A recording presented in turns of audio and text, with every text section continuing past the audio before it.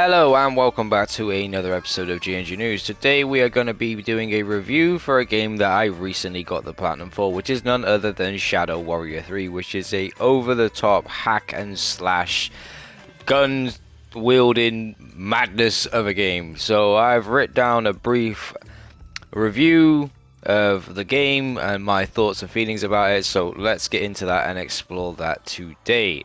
So as you guys can see, I've managed to complete the game and I am actually on a new game plus.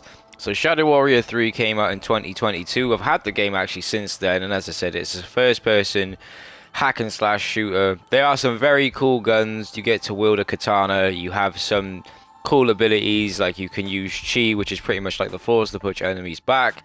And you're going to be turning a lot of demons, beasts, monsters into dust. And some of them are the strangest things that you'll ever see.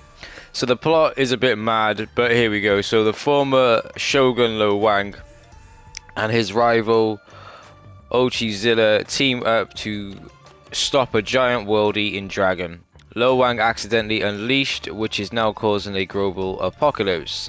Armed with blades and bullets, they seek out the witch Motoko to use the mask of a dead god for power, but an ancient ritual goes wrong, reviving Hoji. Hoji wants to use a powerful chi cannon to drain the dragon's power for himself, but after it fails, he and Lo Wang finally agree to work with Zilla and Motoko to defeat the dragon and prevent the end of the world. So the storyline, while it's weird and cool, it's just not long enough. So let me explain. There aren't enough levels to fully engage you into the story, but you will be busy killing demons, trying to find weirdly placed orbs in the most random of places, upgrading Lo Wang, his weapons and his abilities. The levels are as such.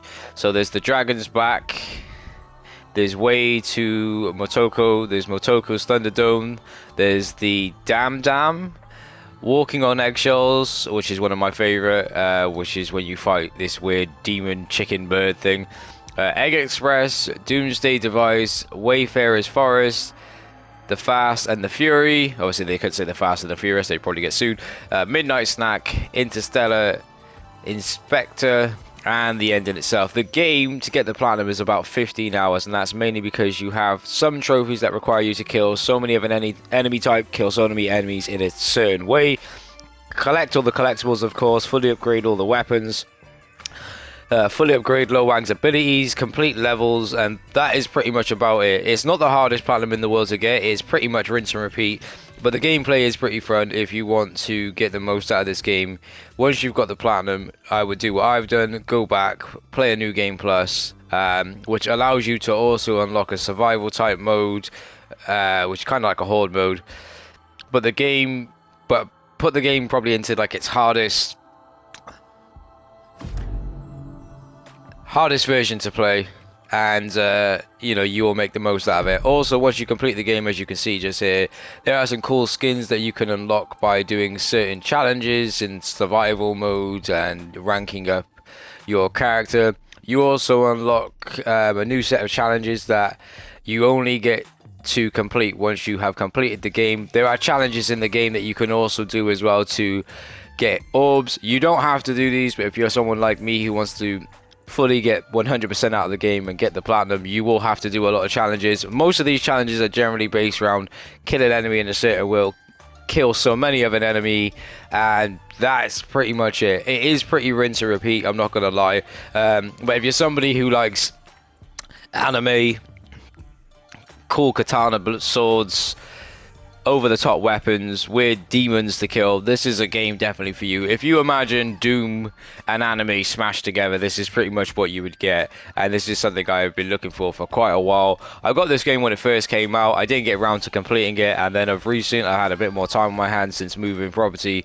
I thought, you know what, let's finish this game off and get it done. So I managed to get the platinum for you guys, and I would say it was well worth it. It's just, there just wasn't enough story, to be completely honest. So to sum it up, this game I'll give a solid 6 out of 10. There is a cool selection of guns. There is a wacky storyline, which is only a few hours long if you're somebody who's looking for a shorter game to complete. It is weird, it's downright strange. There are a few different enemy types for you to kill, which is pretty fun. That can be killed in different and unique ways. Also, when you kill enemies, they all have a gore weapon, apart from like the very first enemy that you defeat. Gore weapon is their weapon that you can then use to defeat other enemies with. Some freeze enemies, other ones throw like this disco ball that shoots lasers, several different enemies in a close proximity. It's pretty fun and it's very cool. It's a fun world to explore, but the story should have been longer. There should be more abilities for you to upgrade, more enemy types, more weapons for you to upgrade, and just a bigger world that's a bit more immersed for you to explore. But the story is pretty cool, I'm not gonna lie. I would generally give this one like a solid 6 out of 10. As you can see, there are a few collectibles as well that you need to get throughout each level. So as you can see here, you know, there's weapon orbs and character orbs that you need to collect. There's a different amount in each level. Some are not placed in the most easiest places to find. I'm not gonna lie, I did have to use a guide for some of them, but nonetheless, it's a very cool game to play. Once you complete the game, as you can see here, you unlock this little survival modes,